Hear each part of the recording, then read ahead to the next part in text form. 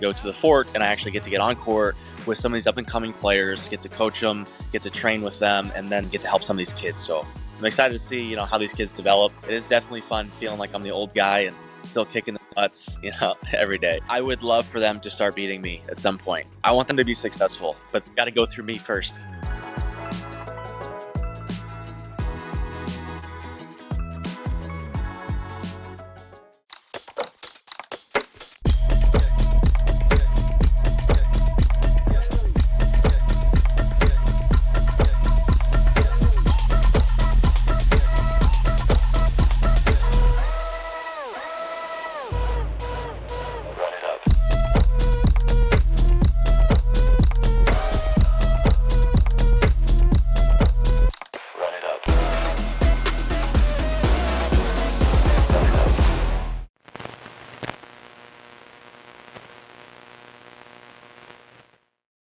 Kyle, welcome to Behind the Paddle. Appreciate it.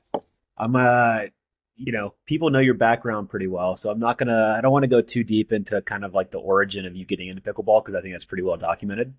But what I am interested with this podcast specifically is, with the name of it, Behind the Paddle, I'm very curious in terms of kind of what you transitioned into doing more of. I know you're more on the business side of things, still playing a good amount, still working with up and coming players. So yeah, I guess just kind of big high level, where are you at right now with pickleball and what are your different projects? Well, man, we've been playing a long time. Okay, my first nationals was 2014. So we're going on 11 years of playing tournaments pretty much full time. So try not to let it get stale. I've actually somewhat retired multiple times and then always find that itch to come back and compete. So I'm sure that's going to happen again. But yeah, I wanted to transition and try to do some different things, try to look more for the future, and little career change. I still love competing, but at the same time, it's getting harder, and I'm trying to find ways to settle down a little bit and not be traveling and be on the road all the time. Yeah. Right. So a couple of years ago, a really cool opportunity popped up for me in Colorado with this franchise called the Pickler, which opens indoor pickleball facilities. They're based out of Utah, and so I decided, hey, let's move to Colorado and open up a bunch of indoor facilities and see if I could be more useful to the pickleball community out there than in Florida, where it was already pretty well developed, pretty saturated, and that's kind of my passion, not just playing, but just growing the game, teaching it to new people. I really wanted to get it more in schools, So yeah, big change for me. I've been in a lot more meetings and doing a lot more behind the scenes business stuff, not really as much on court stuff, but I try to get in as much as I can. So I'm actually in the Cayman Islands right now for the APP Grand Cayman tournament this week. So I still try to compete when I can, but I'm not necessarily relying on the tournament prize money anymore. It's more of a hobby for me, which I'm enjoying more. Yeah, I was laughing inside when you were like, I'm gonna, less travel as you're sitting there in the Cayman Islands, but that's an okay travel spot. It's not Cincinnati or of sorts. Yeah. So, with just to kind of get a couple things there based on what you said. So I would imagine that as you've spent more time off court, like the enjoyment you're getting on court is probably a lot more, right? I think so. Yeah. I just take it a little bit less seriously. And obviously, I'm still a very competitive person. I don't like losing, but at the same time, I'm not as stressed out relying on winning. It's not the most important thing anymore. Yeah. So I'm having a good time. So I'm able to be more selective with the tournaments I play, so that I know I'm going to somewhere I'm going to enjoy more. I'm playing with people I know I'm going to enjoy playing with. So just surrounding myself in a little bit more positive environments, which has been really good for my mental health. Yeah, what's kind of the balance of what you're doing on the business side versus like on court coaching? Because I know you have a role right now with the kind of the up and comers on the APP tour. So what's your balance there? Well, that's just it. I like giving back. I love talking about pickleball probably more than playing it, actually. But I was hired as one of the directors at the Fort, which for me is a little bit more of a part-time deal. But also I enjoy it. So I travel to the Fort periodically to help with their touring pro program. So that's about a week or two every month. So I kind of have to go back and forth. which is fine because Colorado, I don't really give a lot of lessons. I don't really do coaching. It's more the managing side of things. And then I go to the fort and I actually get to get on court with some of these up and coming players, get to coach them, get to train with them, and then I kind of get enough practice that I need and get to help some of these kids. So I'm excited to see how these kids develop. But it is definitely fun feeling like I'm the old guy and still Yeah. kicking the nuts, every day. Yeah. That's probably the cool aspect is that you're getting to coach and kind of guide them and help them where it's not like it's like you mentioned, it's not like a direct competition anymore, right? You're not depending on it as much as you were. You're able to still play and be competitive and beat up on them, but it's not like do or die.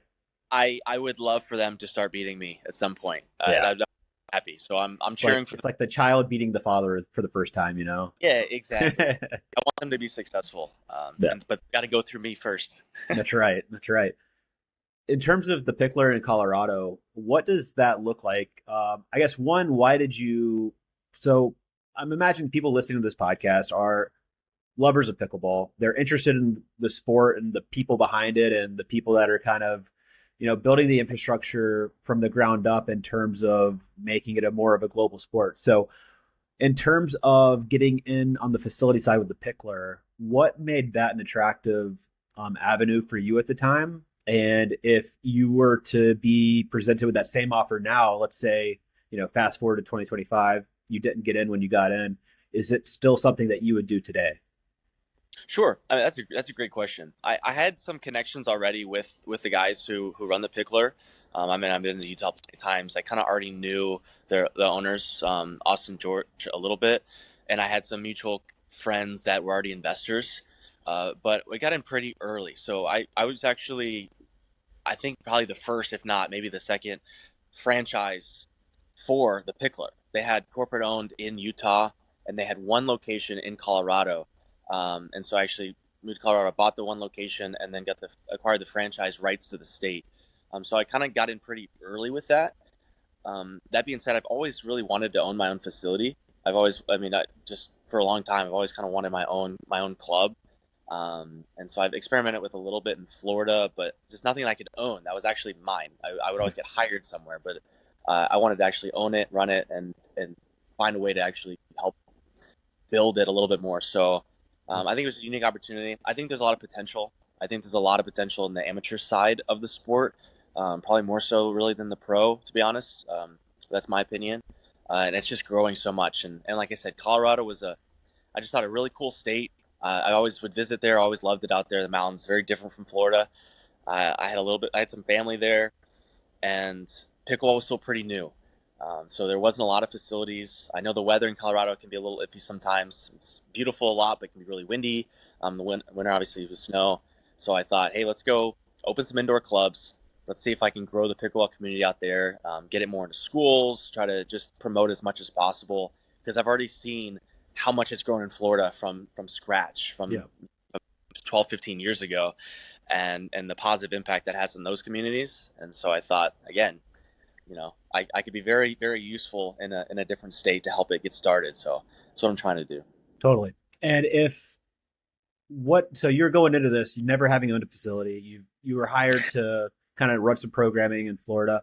What were the biggest, or I guess, what was the number one surprise to you in terms of getting into the business and something you didn't expect? Sure. Well, I knew it was going to be expensive. I mean, obviously, it's no joke. So rent prices, payroll, all this stuff. So, but I think the Pickler does a pretty good job helping us out, just as a company, and then with their marketing, their branding, and then their corporate's been really, really helpful on the franchise side.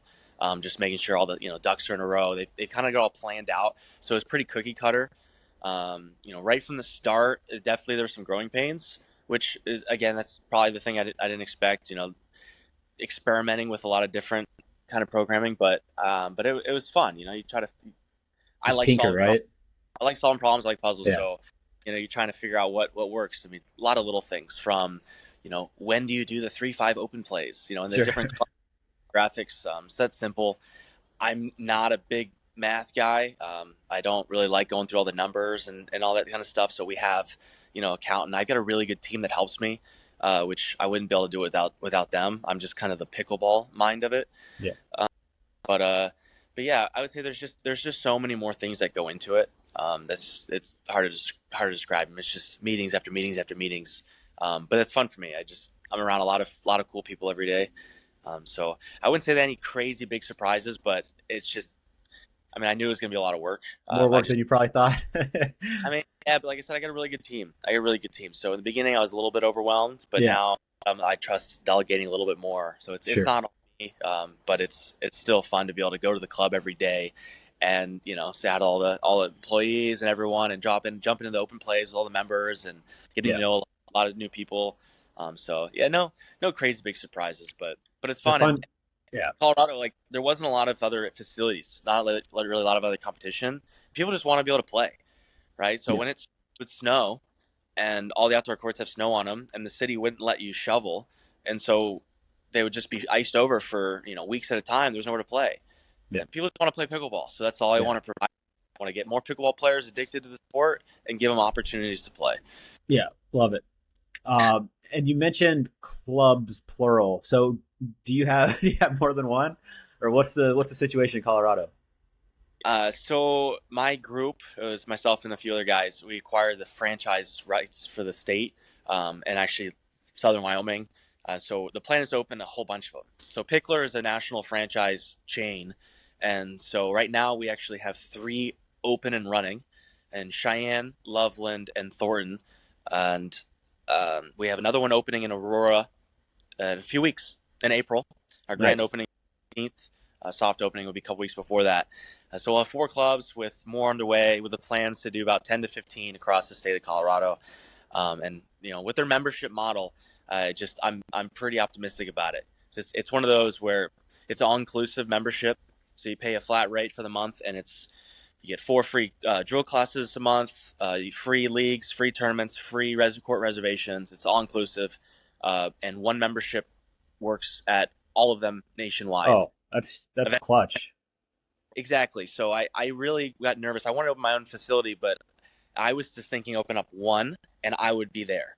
And Yeah, then I got the opportunity to franchise, which gave me an opportunity to open a whole bunch of clubs.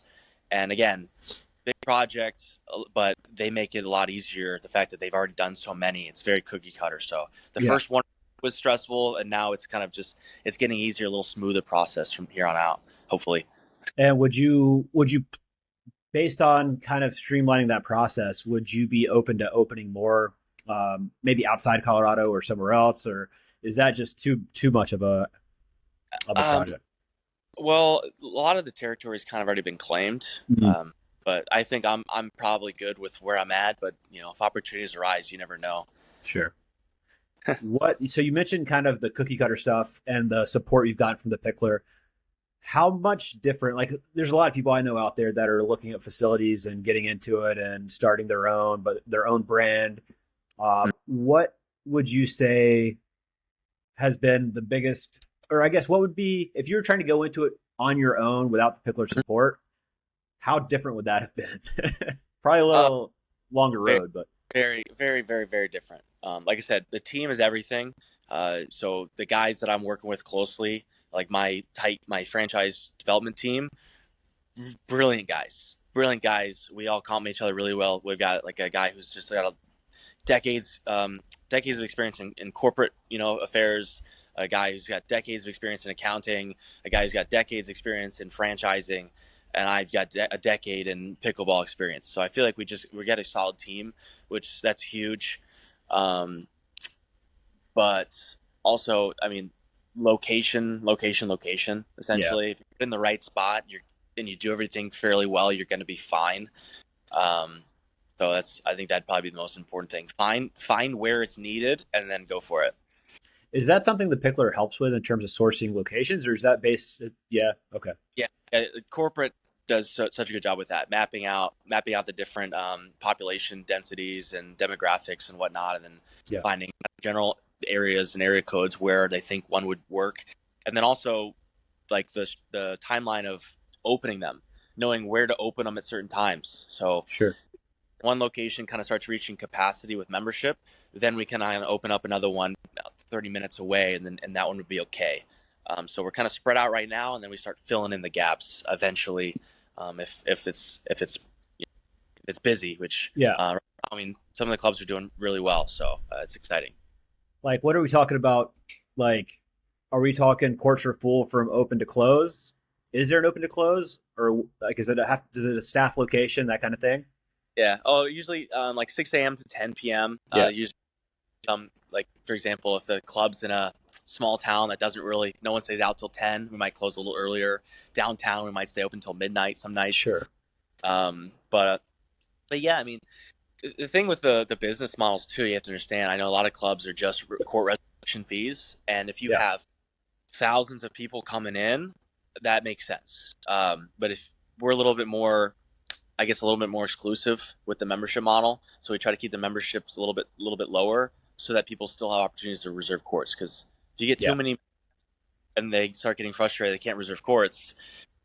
That's on us, and we understand that. We kind of know the limits of how many members. We know their capacities. But no, our clubs right now, they're pretty much full from 7 to 10. And then we got some, our pros getting some private lessons, Yeah. like 1 o'clock in the afternoon when it's a little bit slower. But the place is usually popping all day long, even on a nice day, because most of the days you're gonna want to play indoors. And for Yeah. me personally, I've been spoiled. I think I would rather play indoors now. I don't like playing in the wind anymore. Now I I'm right there with you. play in perfect conditions every time indoors, Yeah. so Yeah. play outside in the wind anymore. Yeah. On a nice day, and that was probably one of the things we were worried about facing is if the weather's nice outside, are people going to want to buy a membership? Yeah. Well, in Colorado, you got a lot of outdoorsy people, so if they want to go outside, you can go out, you go ride your bike. But if you're going to pickleball for 2 hours, I have no problem going inside and playing in perfect conditions every time. You're going to get your court. It's going to be good. You don't have to worry about the weather at all. Yeah. So that's we're pretty happy so far. Skin protection too. Honestly, I mean, the sun's hot in Colorado. True. Yeah. But so with the membership model, if I have a membership, that makes a lot of sense for, like, call it, the Metro Denver area, because like you said, if membership's full at one spot, you can make the drive a little bit further to go to the other spot, and that the membership rolls over to all the different clubs seems like it makes a lot of sense. Are they having to pay so is it a monthly membership, and then are they paying court fees on top, or is that kind of an all-inclusive deal? It's all inclusive with the Pickler. Yeah. Yep. I like that, because I don't like, I feel like if you're a member and then you're paying like, 40 bucks an hour for a court, and it's just like you're getting nickel and dime, and nobody likes to feel like they're getting nickel and dime. No, we want them to just feel like family. So you come in, you get scan or check in real fast, you go to your court. No, we're not getting a nickel and dime. Hey, have you heard of the new Play More app? No, what is it? Basically, the Play More app is like a stress-free scheduling app for pickleballers. So I don't know, we've struggled a lot in group text trying to organize play. You'll set it up and somebody will just like the text. And I'm like, does that actually mean you're coming or not? Yeah, and it's like, you never know how many people you have, like what rating they are. It's kind of annoying. It can kind of just be a nightmare to try to organize groups, because group texts are just not fun. So basically, the Play More app lets you send out invitations. You get an RSVP list. If somebody doesn't show, there's a wait list that will actually like put somebody right into. No way. Yeah, it's really cool. Dang, that's awesome. What's it called? It's called the Play More app. So you should download it at the App Store, or you can go to getplaymore.com if you want to look at it online. So with the role at the fort, where's the fort at right now in terms of construction? Because I know they've had a couple tournaments there. I saw kind of the bones of the stadium fort, which, the renderings look unbelievable. So I'm sure that place is going to be insane, but it's close. It's starting to look more like the pictures. Yeah. Nice. I think the stadium core and the restaurant is projected to be finished early May. Okay. So not in time for the APP Fort first week of April, but the rest of the facility is pretty good. I mean, they got their bar open finally, which I was pretty happy about. But yeah, I mean, the place is gorgeous. I can't wait for it to be fully open and running more events there with the whole. I mean, if you haven't been to Fort Lauderdale, check out the fort. Anywhere there. You might want to wait till May, but you get place out. It's going to be the nicest pickleball facility in the country. Yeah, no doubt. If it matches those pictures, it will be, like, hands down, especially with the stadium. Like, that would be, you can host so many cool events there just with that. Which there's actually going to be a big announcement soon with another really cool event that just got locked in at the fort. Nice. I can't really announce it yet. I'm sorry. Sure. But No, it's fine. I'm sure it's going to be one of many coming up because it's a one of a kind. I'll just say it's an international event. Let's put it that way. Dope. Okay. All right. A little teaser. Get behind that. So kind of shifting gears a little bit. So, you're pretty heavily involved with the APP, helping the next gen guys come up and the girls come up. And you've seen the whole evolution of pro pickleball from the TOC days to now. What are your thoughts on the landscape of pro pickleball as it stands now in the US as well as globally? Because I know you're playing a lot of international stuff. Sure. Well, I got to see you in India about a month ago. We survived that trip. What a cool tournament, though. Yeah. It's just exciting for me because back when I started, I wouldn't even tell my closest friends I was going to a pickleball tournament, and now like the cool thing to do somehow. Yeah. But you just see the excitement internationally. I mean, I know Global Sports is putting on a tournament in Dubai in May. So I think there's just so many opportunities now. So you're seeing a lot of younger players trying to get in now. And so some of the already established players have a head start. But, I mean, it's a wild, wild west still. I mean, so between the PPA, the APP, all these international events, I think it's wise to kind of pick one and go for it. It's hard to, like, dabble in a few different ones, it seems like. But I mean, the opportunity is there. I think the competition is as tough as it's ever been, but it's also easier than it's ever been to actually go pro, if that makes sense. There's a lot of opportunities to train, to play with better players. There's courts everywhere, and there's a lot of going on. So you experience pretty quickly. I mean, it's very tough. There's a lot of competition. The qualifier draws are just insanely large these days. So I think people, like I said, you really have to go full in, or it's not going to happen.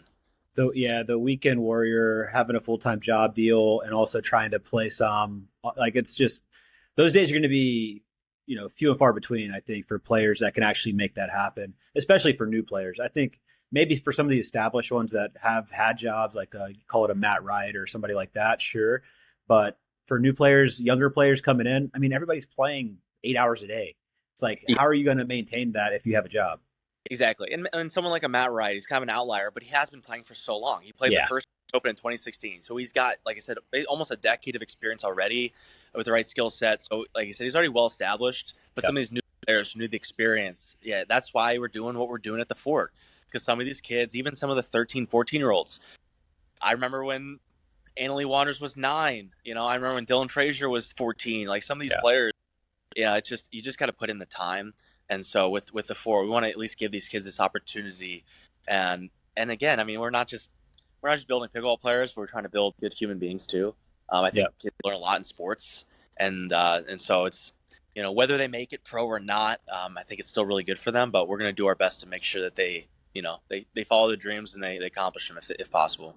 Yeah, it's since Ken told me about it, I always thought it was a good idea. He's modeling the tennis, how tennis did it with IMG and Bollettieri, and it's smart, but it's also, I mean, you're right. It's like, especially for kids these days, like getting thrown into something like pickleball, which is so uncertain, like in terms of its future. Like, tennis is very established, right? You know what all of your pathways are in terms of, you can get a full scholarship, you can go pro, it's very clear cut. With pickleball, you might have a college scholarship in your future if you're 9 now, and in 10 years it happens. Sure, maybe it's all established by then, and it moves quick, so it might be. There's still, like you said, it's like, I would say that's probably the best entryway into, if you're wanting to go pro in pickleball. The Fort would probably be one of your best options in terms of having built-in guaranteed high-level play, training as much as you want, some of the best coaches in the world. But to me, I love the model that you guys are building over there, and I think it's needed, and it's the first of its kind in pickleball. Well, credit to Ken Herman. He's just so passionate about it, and he has a lot more experience with that kind of thing, with training kids back at the tennis, and there are some very, very high level coaches there. So just getting that on-court training with the coach there every day, just to help develop these players, I think is huge for them. And I think you do have to try to be a little bit ahead of the curve too. I think Yeah. waiting until there are college scholarships to start training to get a college scholarship might be too late. So Yeah. somebody's 13, 14 training now, but by the time they get to that age, I think that'll be there. So you got to try to find a way to predict, which in this sport, the only thing predictable that it's unpredictable. Yeah. But you see the trend and where it's going, and some colleges are already trying to get it as a sport. We're trying to get it as an official high school sport in Colorado right now. But we started as a club, and a couple years later, who knows what it's going to grow into. So I think the Yeah. time is to go after it, and in a few years, I think it'll happen. Yeah, I agree. And it's also, if you think about like what pickleball has been up to now, truly, like in terms of like training and practice, there's never been really structured training. Like No. not programs, not facilities, not anyone doing it. It's just pros getting together with other pros and drilling and practicing. Yeah, I would say Simone was like the first one to really open on like training center, and that was wildly successful. And now you're seeing some other players and more, traveling clinics and camps and things. But yeah, with the fort, just the daily on court coaching that they're doing, I think is huge for some of these kids to kind of get that extra 20% to kind of push them past all the other players who are just going out and just playing rec games and drilling. And to build kind of some structure for their life as well, right? Like learning to be punctual, learning to be on time, learning to, be respectful, just all of the, life skills that are important at that age as you're coming up, because you don't really, like, if these kids are just going out and practicing with their friends, they're going to turn out to be little probably, but if they have a little structure and some guidance from mentors that can help them, then it's huge. Keeping them in line. I feel like I'm that. I had a group last week with the juniors, and one of the kids was a little too cool for school. And so I said, all right, next miss dink in the net, you're doing push-ups. Sure enough, he dumps it in the net.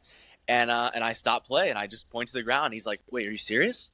I go, yes.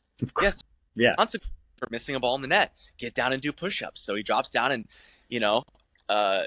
reluctantly does 10 push-ups and gets up, and we continue drilling. Sure enough, miss another one in the net. And I get down, drops down, does 10. A couple minutes later, miss another in the net. Without even me saying anything, he starts getting down on the ground. He says, get up, keep going. Yeah. It's like, but then after that, he was dialed in, was playing awesome after that. So sometimes they just need a little bit of push. You can't coach everyone the same way, but you figure out what kids need. I might have to be a little bit softer with some and kind of walk them through, and others, I know which one to be tough with, but I want them the best they can be on and off the court. Yeah. And are you going to be actually traveling to tournaments with them and doing that whole cool? Yep. I was at the PPA Cape Coral a couple weeks ago watching one of our 13-year-olds, and he ended up actually winning the under 14 mixed doubles, which was super cool to see. And Nice. I think he got bronze in his under 14 singles. So so the plan is to go to some of the tournaments and actually watch them compete. Practice and actual tournaments are very different. It was a little tight at first. But we'll work through that. Do you think that's an interesting point? Because when I think of you like working with the next gen, I think of like the 17 to 21-year-olds, call it. But you're right. There's a bunch of younger kids, and it's cool now that there's junior draws as well, because that's a pretty recent development. That hasn't always been the case. Do you think with junior pickleball, is it gonna kind of go in line with the amateur stuff, where the amateurs play where the pros play at the pro tournaments, or will there ever be a kind of a standalone like junior tour by itself? Oh man, that's a good question. I'm sure. I mean, the way the landscape right now is, I think they need as many registrations as possible to try to recoup some of their money. So I'm sure it'll still be in line with. I'm sure they'll still have the amateurs with the pros, with the juniors as much as possible. I think the only events that they wouldn't do that was like MLP, Major League Pickleball. They would only just do the pros. But I heard that they're actually going to be opening up and having amateur tournaments on in line with the Major League Pickleball with the pros. So, but I think it's nice having everyone there, right? They could watch some of the pros too, in between matches, and I like that gathering, getting everyone together. I don't really like just the pro events necessarily every time. Do you think fans are showing up for pro tournaments if the amateur tournament's not happening? I'm sure they do. I'm sure they do. I mean, viewership plenty of people. wise? Yeah. Personally, I don't really love watching on TV. I like watching my friends, and I like watching the championship Sundays and stuff. But live pickleball is such a fun sport to watch Yeah. live. So I think you're still going to get crowds. The pickleball fans, the local fans, are still going to come out and watch, Yeah. which as they should. I mean, if you got all the Yeah. best players in the world in your town that weekend once a year, you got to go watch, go support them. Yeah. So I highly encourage people to go out and watch them if you have the opportunity to. But having the tournaments where everyone travels and they're already there definitely helps on the business end, I'm sure. Yeah. What do you see? Where do you see the global landscape going from here? Obviously, yeah, we saw each other in India. I've got an English Open the past couple of years. It keeps getting bigger. It's in this gigantic convention center. You hear all kinds of rumblings about how it's growing in China and different spots in Asia. Obviously, Australia has kind of popped off. There's no surprise there. It's a huge, sporting country. So any sport they can get their hands on, they're gonna play. So where do you see it going here globally? Not just on the pro side, but also in terms of like amateur participation, because it is very far behind the U.S. right now. Very, but it's gonna catch up. It's gonna catch up, and I say that because I was actually over in Asia last year. I got to play the Major League Pickleball Australia tour, and I got to go to a few other countries, Vietnam, Thailand, and so I got to see firsthand. One, because I want an excuse to travel, but also I just wanted to see the state of the sport in other countries, and I would say some of those countries, Malaysia and Vietnam, those countries, the participation is skyrocketing. There were so many more facilities and players than I expected. Just in Ho Chi Minh City alone, there was like 20 nice pickleball facilities, and so many players, and they're so passionate about it. So I think just the sky's the limit in Asia for sure. I know it's still growing in Europe, South America. I know Ercilio's been doing a lot down in South America to try to grow down there with his Pickleball World Cup in Peru. Yeah. And so it just takes a village of people to actually go and do it and help spread it. But it's once that fire's lit, it's taken off. So yeah. I think probably get it to another year or two, and Asia's gonna actually probably surpass the U.S. in numbers. I mean, they got the population so silly. Yeah, it doesn't take much. India too. I mean, you see how many India. It's just a matter of time. Yeah, they got the population, the love for racket sports, the talent, which is the other thing I was surprised at. Surprised, not so much, but definitely surprised the quality of play. I mean, I assumed they would be good, they're talented, but I just didn't think they'd have the experience. But I mean, there's some Australian players, Joey Wild, Mitch Hargreaves, like George Wall, some of these guys, even and some of the women there too. Katie Hart and Danny Townsend, Amelia Schmidt, like some of these players. There's some very, very good players over there. And then you get into Asia and some of these guys, the Jack Wongs and some of these people, like they're so good. Like I love watching them. And then it's a different brand of pickleball. It's this new age pickleball too. So again, I just think the sky's the limit. In India, you got the Armand Bhatia, Harsh Mehta, like some of these guys. And so I went over there. Yeah, I had some success, but definitely lost some matches to these guys. Yeah, and I'm so impressed. Good players. So it's really exciting to see. And it's exciting, like going over there. I don't know how you feel, but like I always love going international because everybody's so stoked. Like they're so pumped on the sport. They're pumped to have you there. They don't get these events like every other weekend like we have here in the States, right? So this is their Super Bowl. They get this, maybe this event and maybe another event later in the year, but this is it for them. So like their whole year is geared towards like performing well at these events. So it's just really cool to see how pumped they are. Sure. Yeah, it was the announcement with the PWR was a little disappointing. The global sports, they run awesome events, and so I think there's gonna be a lot more. I know MLP Australia, and then they got the PPA Tour starting a little bit of a new Asia tour over there too. So I mean it's starting. So you're seeing these players know that they got to get in now and really start off strong. They don't want to be playing catch up. Yeah. What are your thoughts on PWR? Well, it seemed really, really exciting. I think it's still going to happen. It's just postponed. So if you guys aren't familiar, PWR was supposed to run a year-long international tour, a bunch of crazy places, and a bunch of crazy numbers in terms of prize money. Crazy prize money, like $1 million prize money tournament, all sorts of things. And they've I mean, they've got the money to back it up, but they just had an announcement recently that it was postponed for reasons that I really don't need to get into. But like, it's just disappointing because a lot of players signed contracts with them that to be exclusive with them. Yeah. The tour's postponed. They're all now in limbo. Like, now what do we do? Yeah. But they just keep training, keep the game at a high level. The tournaments will come back. But like I said, so many opportunities popping up internationally. So just keep your eye out. That is it, man. Like, I think it's very underestimated, like what's available internationally. Like, we even saw like the World Pickleball League, which was the week prior to the global league we did. And that surprised me. It was super fun to watch. I watched some of the stream.